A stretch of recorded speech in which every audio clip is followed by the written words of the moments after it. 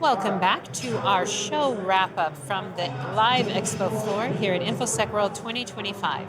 I'm Mandy Logan, and it has been my honor and pleasure to get to speak with some of the brightest and most experienced minds in this great cyber race that we are experiencing right now. Cyberspace, how about that? Cyberspace. I am joined for this wrap-up by I don't want to give a descriptor because I feel like any descriptor I give, you are going to bash it somehow. Well, they just introduce me by name. Okay, so G. Mark Hardy is here. G. Mark Hardy, yeah, that works.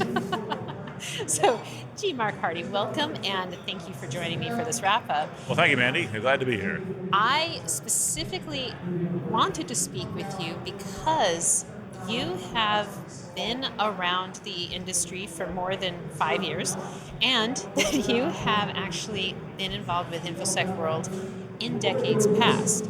And because InfoSec World is in its 31st year, which is uncommon in security conferences. That's true. Can you tell me? Surpassed only by DEF CON. By DEF CON, exactly. Exactly. And you've had your I made finger 30 in DEF CONs in a row, so I achievement unlocked. Goodness, I don't have nearly that many. But on this side, I would love to know what is your take and your wrap-up of InfoSec World from the past, and then anything from the present, and then what do you want it to do in the future? Good question.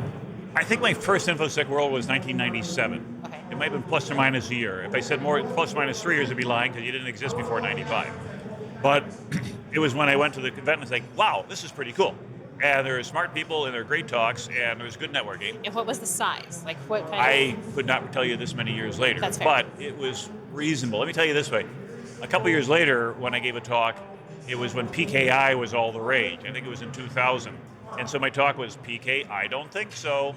And room was packed. There were people in the hallway trying to get in. I'm sure fire marshal would have been upset. The whole front row are vendors like, yeah, what are you going to do? And I basically pointed out the fact this whole hype cycle, sound like AI today, that all the stock prices are inflated and things like that, how the technology works, what the shortcomings are, et cetera. And as a result of that, at the end, I went up to all the grouchy people and said, what do you think? And they're like, well, you're right, but we didn't think anybody had figured it out so quickly. But I kind of closed that with saying, the best thing you ought to do is maybe short these stocks. This is February of 2000. So lucky call on that. Baltimore was like 210 and dropped down to like 40.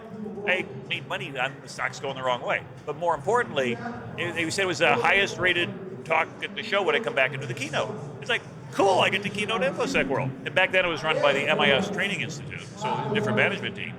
But I think at my talk, I might have had 120 people. And that was like over the top. Can you imagine 120 people wanting to listen to one talk? Today, of course, we're a much bigger community. We've got a vendor showcase out there. I hope you have really good noise filtering because it sounds like I'm in a carnival right now listening to all the yelling in the background. But more importantly, what I've seen the evolution is that as the industry has changed, the requirements of education have changed. And that is to say, for people to be able to come to an event like this and have a small enough venue where it's not the craziness of RSA or Black Hat. And the content also is an opportunity to sample across a number of areas. I had a chance to speak on the AI track, you had a CISO track, and that focus allows people to come here and say, hey, this is where I want to get smarter in my job, in my niche. The vendor community out here, dozens of them. This is bigger than any show I could ever remember over here on the East Coast. And in a way, I'm thinking InfoSec World has become the go-to place on the East Coast for cybersecurity. Because if you're east of the Continental Divide, what else you got? But you go west, you can go ahead and go RSA, you can go to Black Hat. But those shows almost got too big. And I went to Black Hat 1, so I remember when there were only about 300 people at Black Hat, and that was a big deal. Oh, wow. So it's come a long way over the years. Oh, yeah.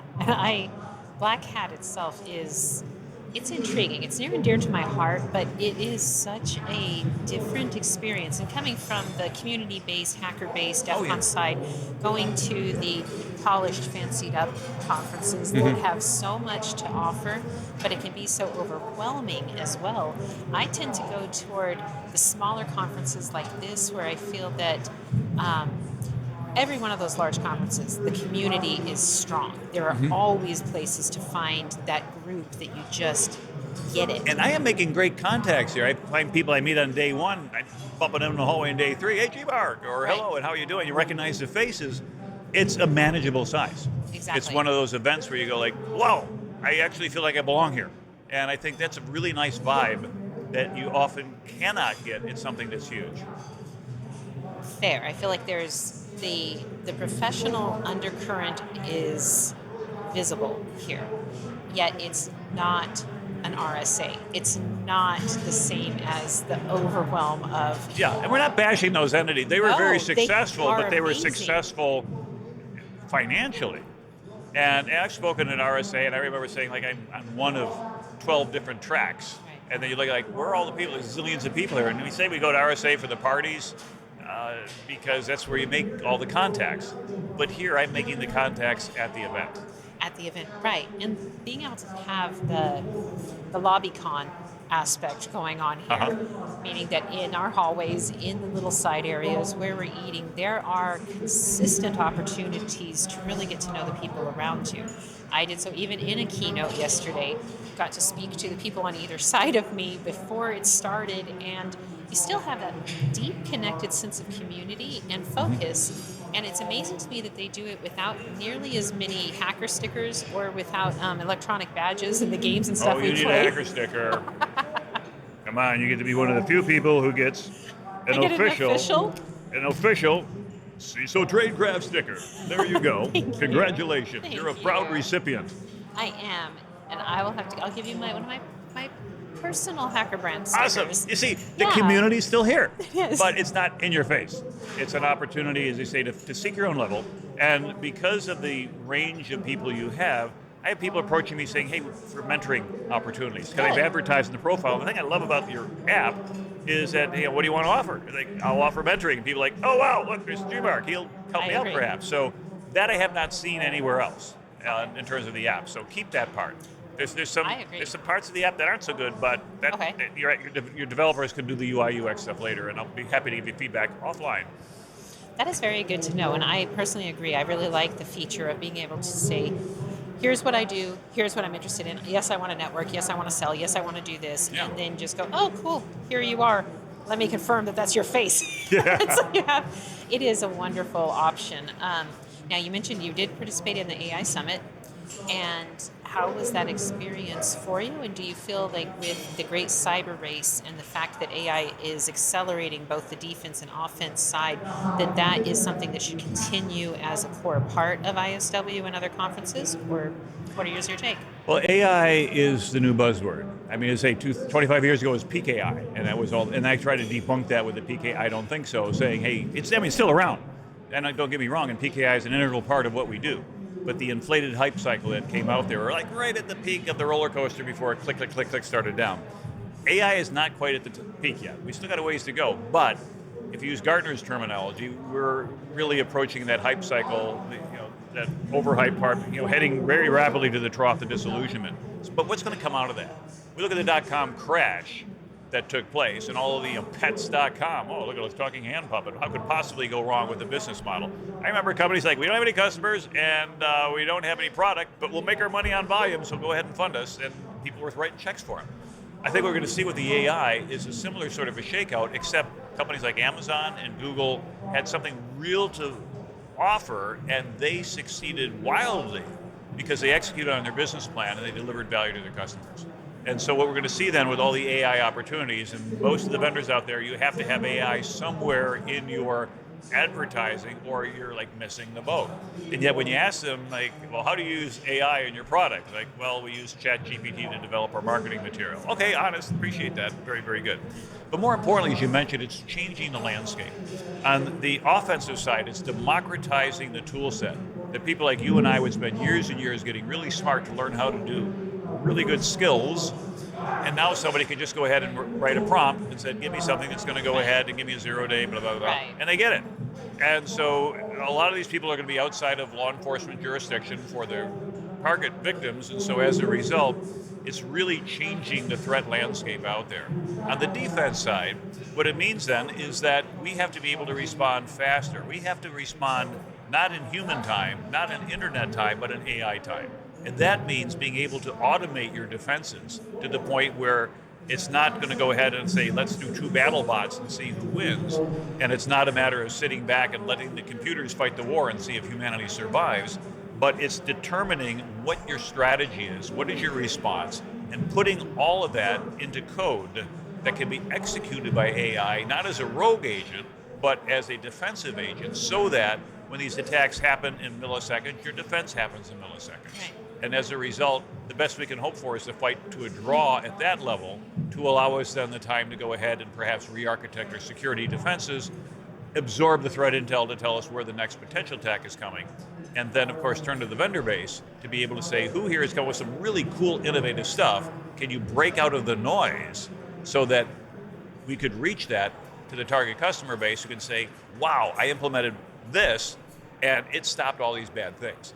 Some of these companies out here are going to do really, really well. Statistically, a lot of them will be gone in 10 years. Right. But that's okay. It's why you do a startup. You understand that you're playing against the odds. When I did a startup, the gentleman who was writing the check, he said, don't use your own money. I said, what do you mean? He said, no, these are my terms. But he said, 9 out of 10 startups are going to fail within 3 to 4 years. You are delusional to think that your startup is going to be the one that succeeds. All right, I'm the 1 in 10, right? How could I not be special? We are all special. It's like ask anybody, are you above average driver? Something like 90-some-odd% of people think they're above average. Okay, it's not like woebegone or all the kids are above average and all the companies are not going to survive. And so as a result, you do that because you're free of the constraints of a corporate environment, which tends to restrict innovation because you have policies and procedures and you got to meet your quarterly budget and things such as that and support the current customer base that's out there. When you're a startup, you don't have a current customer base. You're liberated from that constraint. And much as it sounds horrible to not have a customer base, it's very liberating because now you can go ahead and determine what you want. And a caution to startups, don't target the Fortune 100 right out of the bat. You will go broke.